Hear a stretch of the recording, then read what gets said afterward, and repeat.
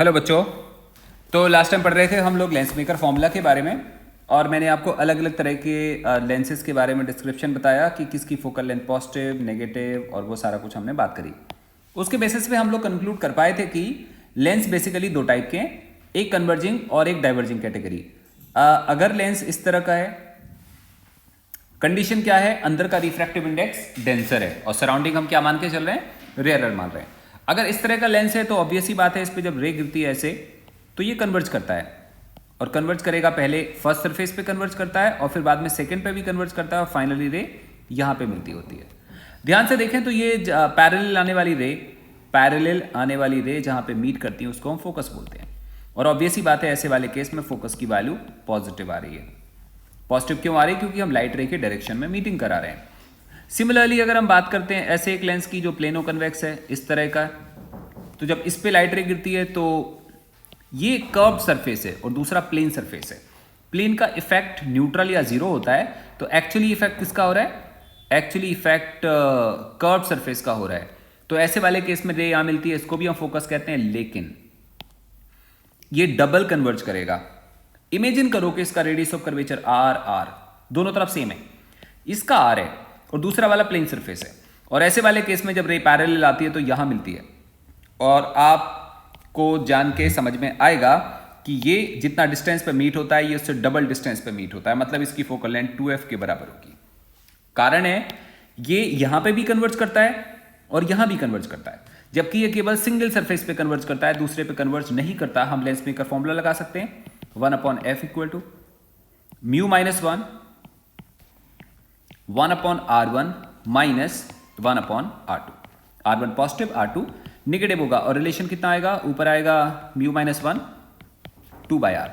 This is the value and this is called 1/f। So f is what? r/2 times mu minus 1। This is f। ये हम बात कर रहे हैं इस वाले केस की। अगर हम बात करते हैं सेकेंड केस की, अगर इस वाले केस में हम देखें तो हम लोग कह सकते हैं 1/f dash is equal to mu minus 1 into 1/r minus 1/इंफिनिटी, और जब इसको सॉल्व कर रहे हैं तो f डैश इक्वल टू निकल के आ रहा है कितना? r/म्यू माइनस 1। तो क्लियरली देखो आपकी जो f डैश है ना वो डबल दिख रहा है। कैसे? इसमें 2 नीचे आ रहा है, इसमें 2 नीचे नहीं आ रहा है, मतलब we can say that f dash equal to 2f। So इस वाले केस में रे जहां पे मिलेगी यहां पे रे उससे डबल डिस्टेंस पे जाके मीट करेगी। क्लियर? सो फोकल लेंथ की वैल्यू उसके कंपैरिजन में डबल आ रही है। लॉजिक मैंने आपको समझा दिया, बट कन्वर्जिंग ये भी है, कन्वर्जिंग ये भी है। मैंने एक और कैटेगरी आपको बताई थी, मैंने बोला था ये वाला केस भी कुछ ऐसे ही है। इस वाले केस में भी जब रे ऐसे कुछ आएगी तो ये रे को कन्वर्ज करेगा, एंड दूसरा वाला हल्का सा रे को डाइवर्ज करेगा। देखो इसने डाइवर्ज कर दिया, थोड़ा सा फैला दिया बाहर को, और रे यहां जाके मीट करेगी। ऐसे वाले केस में फोकल लेंथ आएगा, सपोज करो f3। सबसे ज्यादा फोकल लेंथ ये वाला होगा क्योंकि ये ज्यादा कन्वर्ज करेगा, ये थोड़ा सा कम कन्वर्ज करेगा, और ये रिलेटिवली काफी ज्यादा कन्वर्ज करेगा। इसका मतलब अगर हम ऐसे वाले केस में इसकी फोकल लेंथ को बोलते हैं, ये 1 है, ये 2 है। सपोज करो 1 में फोकल लेंथ को f1 मान लेते हैं, इसको f2 मान लेते हैं, और इसको हम थर्ड केस में f3 मान लेते हैं, तो यू विल फाइंड f1 सबसे कम होगा, f2 उससे ज्यादा होगा और f3 सबसे ज्यादा होगा। इस वाले केस में रे सबसे ज्यादा दूर मीट करेगी, बट होंगे तीनों के तीनों कन्वर्जिंग कैटेगरी के।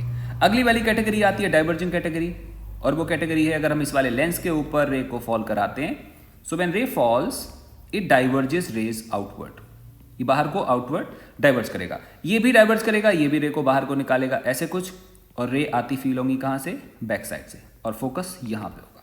एंड ऑब्वियस सी बात है फोकस पॉजिटिव नहीं बन रहा, बट फोकस क्या बन रहा है? फोकस बन रहा है नेगेटिव। नेगेटिव फोकस होने का क्या मतलब हुआ? रेज आएंगी, आगे को मीट नहीं करेंगी, बट हमें पीछे से आते हुए फील होंगी, तो ऐसे वाले केस में हम फोकल लेंथ को बोलेंगे नेगेटिव। अब एक बात हमें समझ में आ रही है, कन्वर्जिंग के केस में फोकल लेंथ आगे होगी, पॉजिटिव फोकस आएगा। डाइवर्जिंग के केस में फोकल लेंथ पीछे बन रहा है, सो f माइनस में आएगा, और ऐसे वाले केस में f वैल्यू आती है, let's say this is 1। Similarly we have plano concave, ये प्लेनो कनकेव है, इसमें फर्स्ट सरफेस के ऊपर रे आएगी, डाइवर्ज होगी, और डाइवर्जेंस ऐसे होगा। डाइवर्जेंस उतना ज्यादा नहीं होगा जितना होना चाहिए था, और रे कहीं पीछे से आती फील होंगी, मान लें कि ये f2 है। सिमिलरली मैंने आपको एक और लेंस बताया था, दैट वाज कन्वेक्सो कनकेव, और वो कुछ ऐसे था। ऐसे वाले केस में ये फर्स्ट सरफेस तो कन्वर्ज करेगा, ये डाइवर्ज करेगा, अल्टीमेटली ज़्यादा डाइवर्ज करेगा, बट डाइवर्जेंस उतना ज़्यादा नहीं होगा जितना होना चाहिए. सो रे वुड बी लाइक, देखो ये कम डाइवर्ज हुई है, ये बहुत कम डाइवर्ज लग रही हैं. डाइवर्ज कम लगेंगी तो फोकल लेंथ इसकी पास में होगी कि दूर होगी? एक्चुअली बहुत दूर होगी. ये ऐसे लगेगा जैसे बहुत पीछे मीट कर रही हो, ऐसे कुछ. और ऐसे वाले केस में फोकल लेंथ आएगी f3 के बराबर. अगर हम आपस में कंपैरिजन करते हैं तो हमें लगता है कि जो f1 होगा वो सबसे कम, f2 उससे ज़्यादा और f3 सबसे ज़्यादा. So this is the sequence. यहाँ पे फोकस सबसे ज़्यादा आएगा, ये उससे कम और ये सबसे कम होगा, बट होंगे सारे के सारे कैसे? Negative. So this series is called diverging series and that above series is called converging series. Right. इसके बारे में हम लोगों ने लास्ट टाइम काफ़ी कुछ डिस्कशन करे थे, हमें काफ़ी कुछ समझ में आ गया था. और अगर कोई हमसे लेंस मेकर फॉर्मूले पे बेस्ड न्यूमेरिकल पूछे कि फॉर्मूला क्या आता है या उसकी वैल्यू कैसे निकलती, वो बड़े इजीली कैलकुलेट कर सकते हैं. छोटा सा एग्जांपल, एंड ये एग्जांपल है. तो इमेजिन करो हमारे पास लेंस है कुछ ऐसा, और कोई आपसे कहता है कि इसका रेडियस ऑफ कर्वेचर 20 और इसका रेडियस ऑफ कर्वेचर 30. यहाँ पे एयर, यहाँ पे भी एयर, और यहाँ पे mu equal to 2 and find focal length. तो आप बोलेंगे sir 1/f equal to mu minus 1/r1 minus 1/r2. Check करो दोनों का रेडियस ऑफ कर्वेचर पॉजिटिव आएगा. कैसे? इसका सेंटर कहाँ पे? इसका सेंटर राइट डायरेक्शन में, पॉजिटिव. इसका सेंटर भी राइट डायरेक्शन में, वो भी पॉजिटिव. सो इसका रेडियस पॉजिटिव, इसका रेडियस पॉजिटिव. सो वैल्यू ये आएगी एंड दिस इज ब्रैकेट में आ जाएगा 1 और नीचे आएगा this 60. So this becomes 3 minus 2 that is 1/60 और f कम्स आउट 60 सेंटीमीटर. और ये प्लस में आ रहा है, ध्यान देना. ये कैसा आ रहा है? ये प्लस में आ रहा है. ये नेगेटिव में आता है. देखो ये चीज़ नेगेटिव में आती है, बट इसमें एक खास बात है. इसमें खास बात क्या है? इसका रेडियस ऑफ कर्वेचर ज़्यादा होगा. ये काफ़ी ज़्यादा है, देखो दिख रहा होगा आपको, ये काफ़ी ज़्यादा होगा, जबकि ये कम होगा.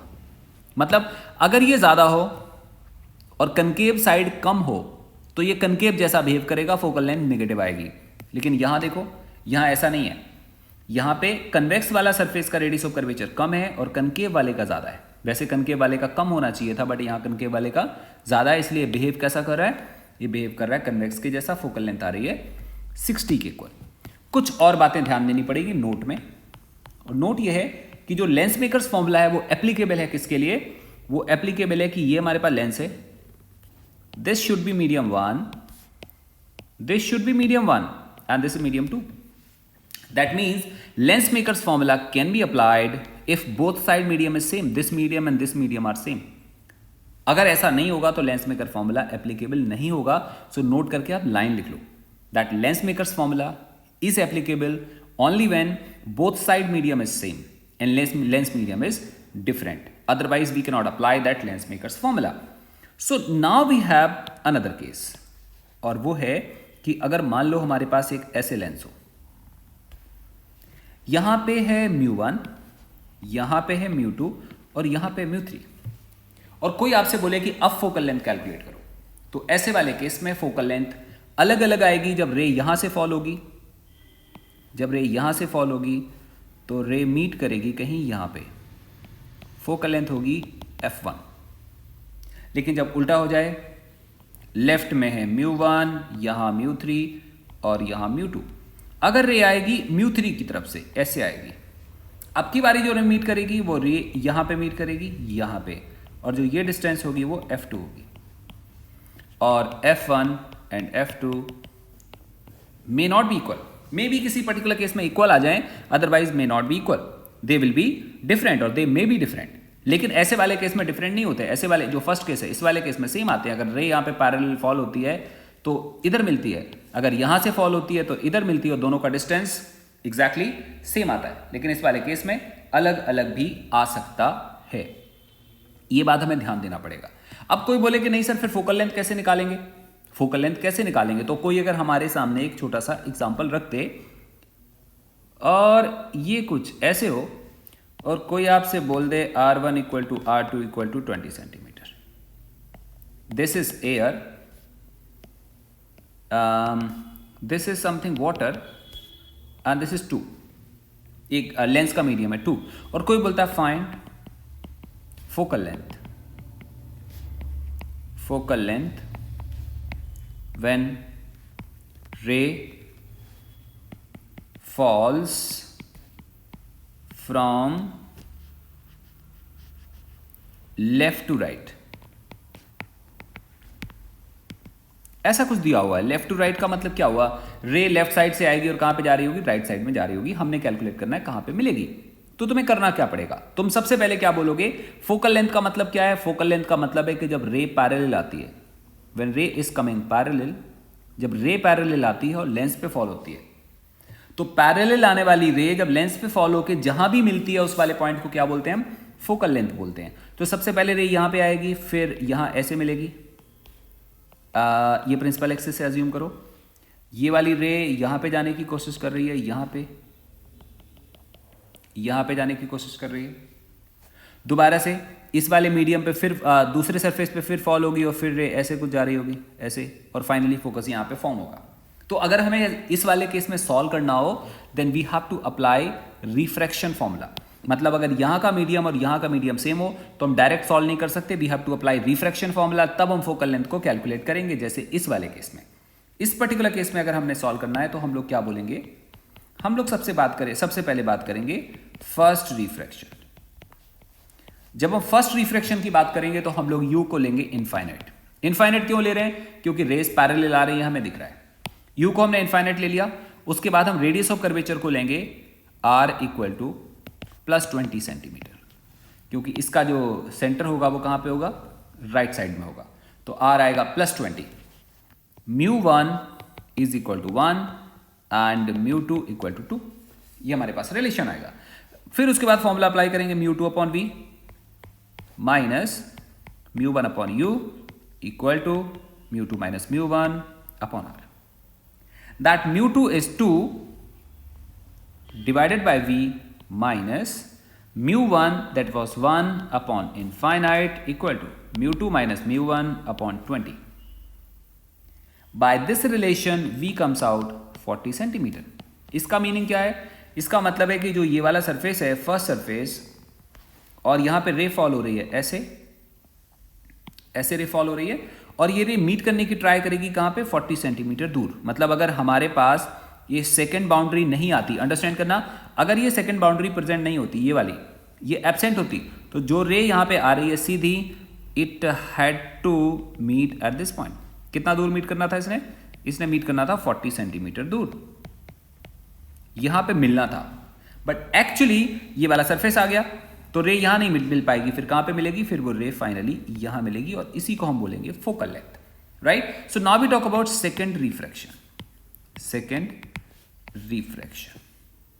अब जब सेकंड रिफ्रैक्शन करोगे तो ये सरफेस होगा, रे ऐसे फॉल हो रही है ऐसे, ऑब्जेक्ट डिस्टेंस हम इसको बोलेंगे और वो आएगा प्लस में, u is equal to +40।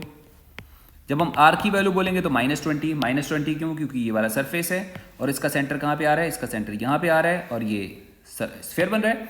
So this r equal to -20, μ1, what is μ1 यहां का रिफ्रैक्टिव इंडेक्स, और वो कितने के इक्वल था, वो था 2 के इक्वल, और μ2 कहां का रिफ्रैक्टिव इंडेक्स, इधर वाला, और वो कितने के इक्वल है, वो है 4/3 के इक्वल।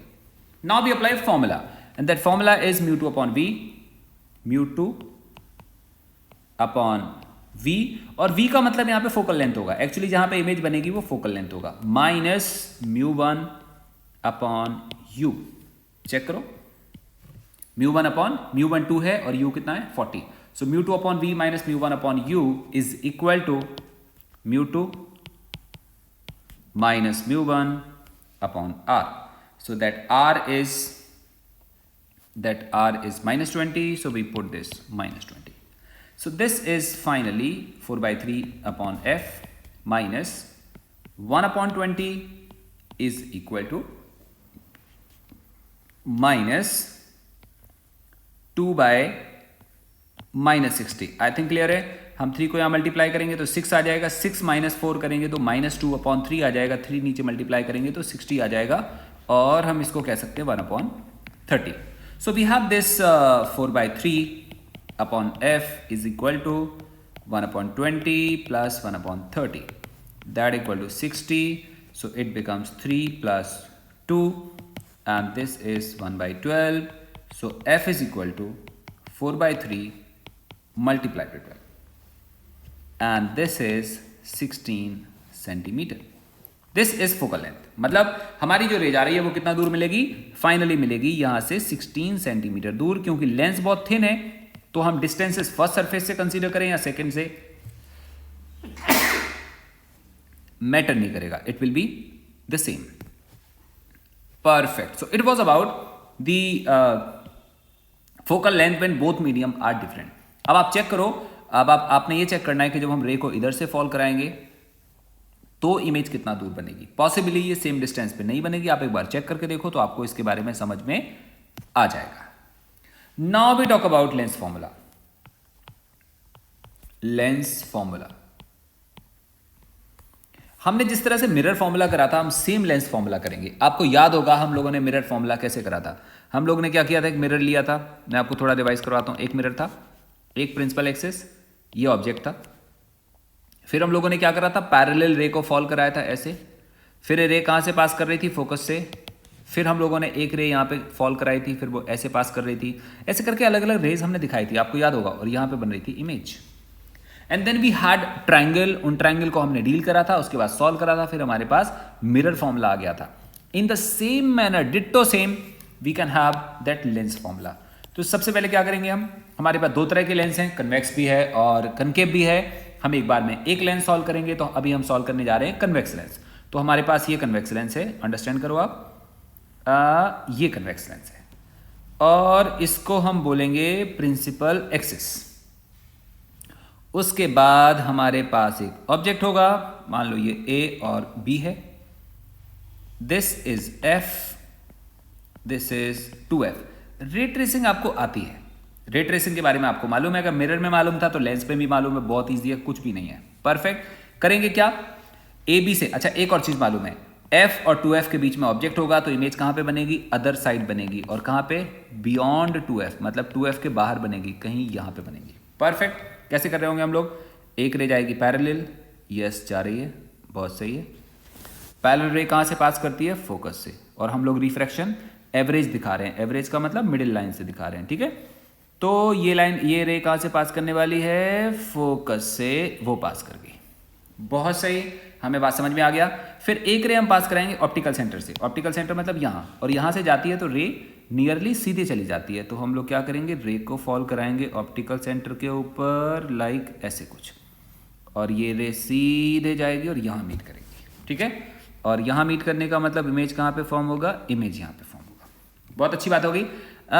इसको हम कुछ बोल देते हैं, क्या बोले, ए और बी. परफेक्ट हो गया. और बहुत सही है, बहुत अच्छा हो गया. और इसको हम बोल देते हैं, लेकिन अगर इसको ए बी बोलते हैं तो गलत हो जाएगा, क्योंकि ये भी हमने ऑब्जेक्ट को भी बोला हुआ है. तो इसको हम बोल देते हैं पी और क्यू. अभी सही है. अच्छा ये ए है तो इसका इमेज बनेगा ए डैश, और ये बी है तो इसका इमेज बनेगा बी डैश. अब हम बात करते हैं ट्राइंगल.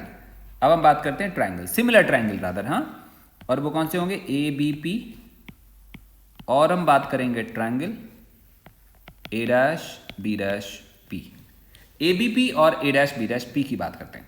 अगर हम ऐसी बात करेंगे तो हमारे पास मिलेगा A dash B dash upon A B equal to A dash B dash upon A B equal to P A dash upon P A. We have equation number 1. उसके बाद ये हमें समझ में आ गया. उसके बाद हम बात करेंगे ट्राइंगल सी. अभी हमने इस ट्राइंगल और इस ट्राइंगल की बात करी. अब हम बात कर सकते हैं ये वाला ट्राइंगल और ये वाला ट्राइंगल. मतलब कौन सा ट्राइंगल है, ट्राइंगल है पी क्यू एफ और triangle A dash B dash F.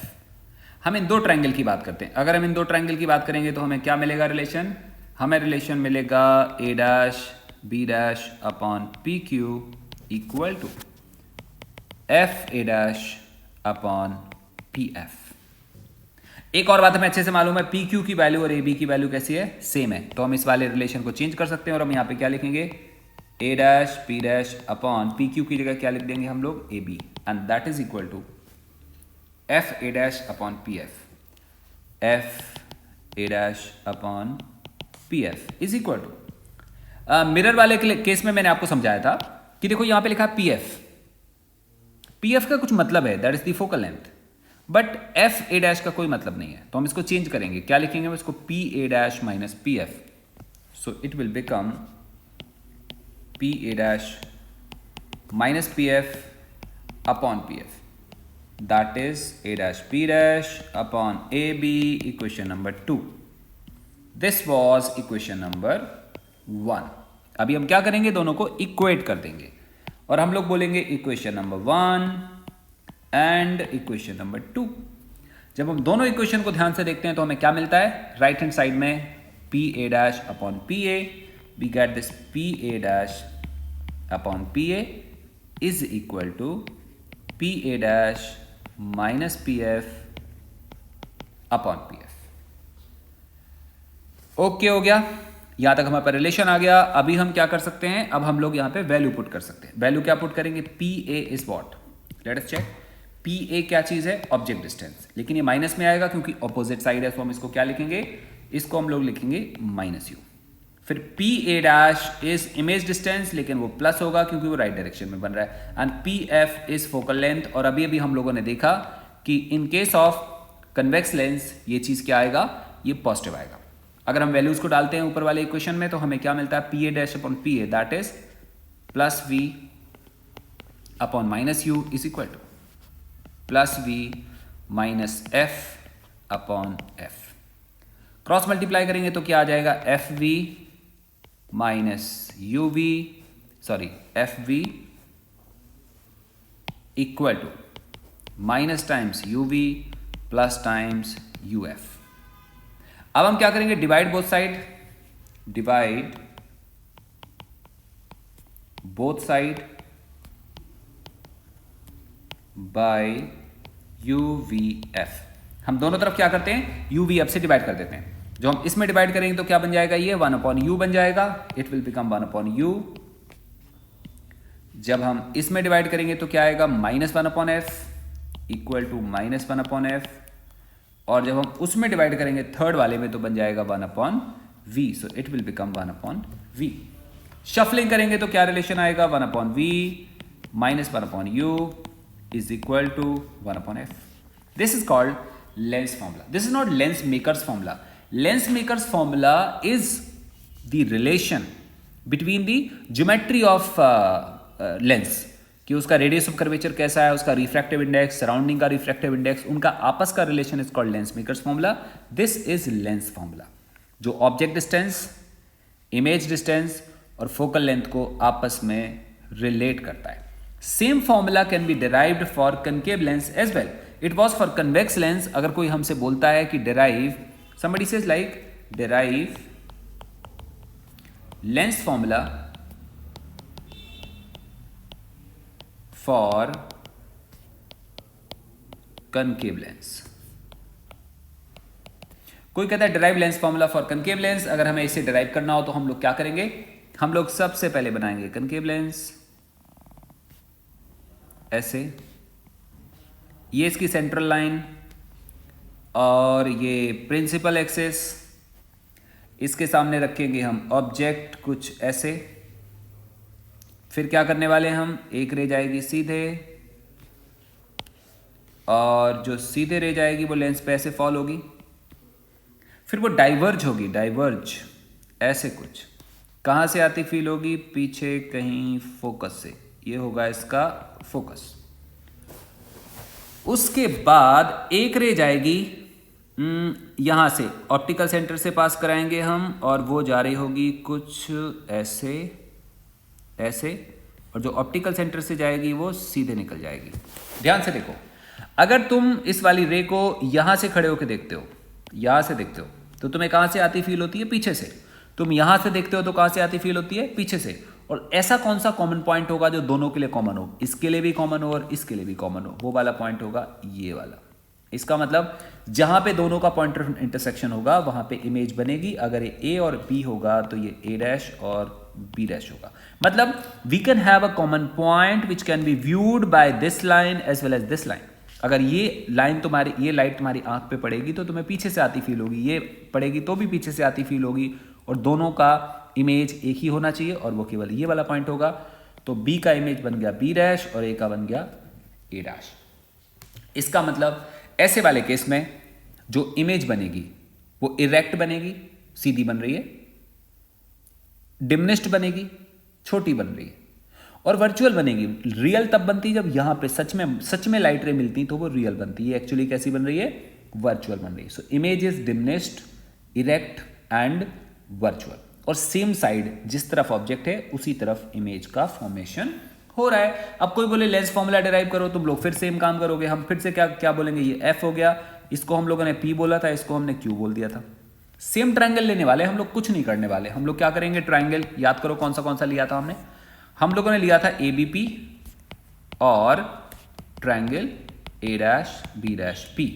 और ध्यान से देखो, अगर हम इस वाले ट्रायंगल को देखते हैं और इस वाले को देखते हैं जो कि दोनों सिमिलर हैं, तो हम क्या पाते हैं कि this upon this equal to ये वाला डिस्टेंस अपॉन ये वाला डिस्टेंस। मतलब A dash B dash upon A B is equal to A dash P upon A P, equation 1।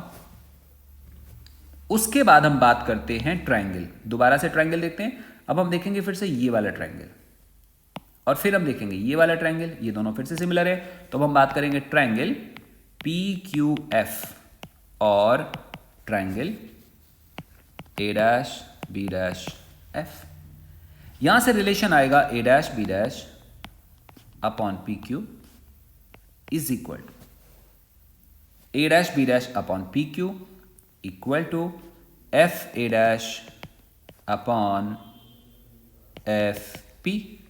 This is and one more thing, P Q की distance height और A B की height कैसे होगी? Same होगी। तो हम यहां पे क्या लिखेंगे? A dash B dash upon A B is equal to F A dash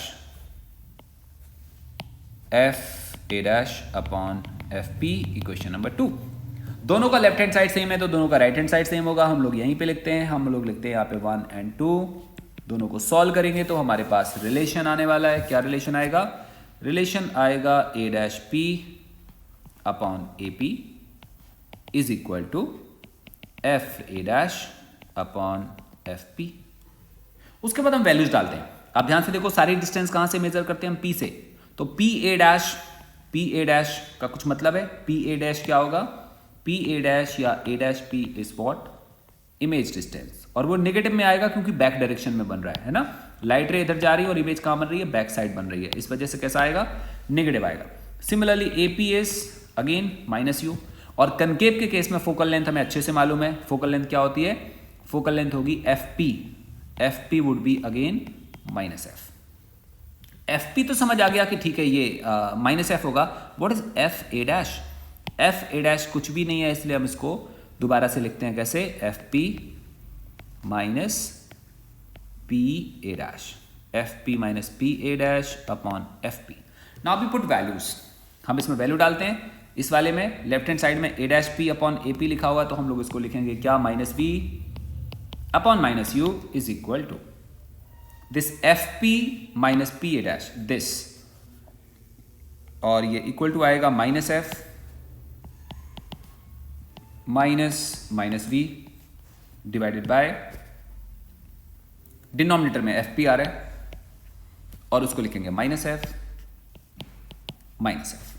so this becomes V upon you is equal to minus F plus v upon minus f, या हम लोग ऐसे बोल सकते हैं f minus v upon F.